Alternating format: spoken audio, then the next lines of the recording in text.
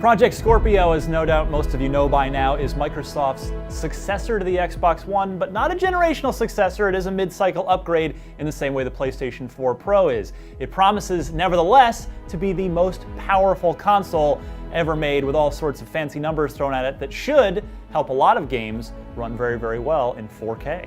Since its E3 unveiling / teasing last year, we have in fact heard about Project Scorpio recently. Microsoft partnered up with one of the more tech-oriented sites out there to release the raw numbers, the technical specifications of what this thing can do under the hood. But we still haven't seen it. We don't know what it looks like. We don't know how much it costs. We don't know what the release date specifically is.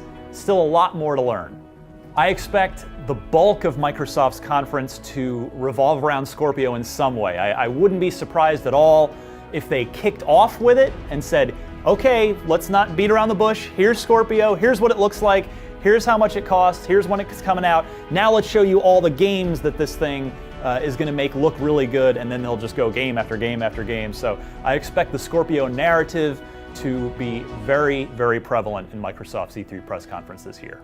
I am very much looking forward to seeing what Crackdown 3 is finally all about after all these years. It already had this cloud-powered thing going on, so with a more powerful raw box, that should hopefully make Crackdown 3 even more destructive and enjoyable. We're looking forward to seeing State of Decay 2. That's been a sequel that we've kind of known about for a while or assumed was happening. It was announced at E3 last year. It's 4-player, co-op again, big open world, lots to do. Scorpio could really beef that game up.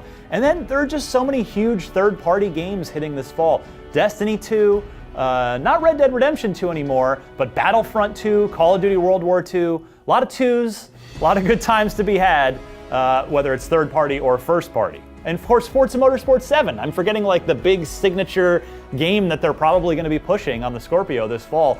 Car games always go with new consoles.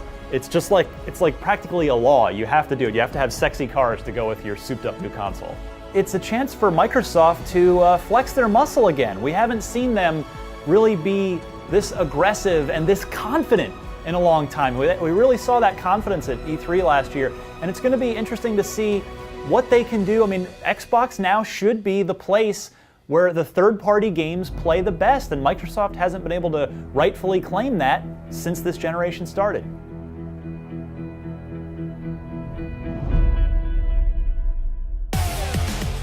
We're streaming live from E3 2017 starting Saturday, June 10th at 11 a.m. on IGN, Twitter, YouTube, Facebook, or wherever you're watching. Make sure to subscribe for everything E3.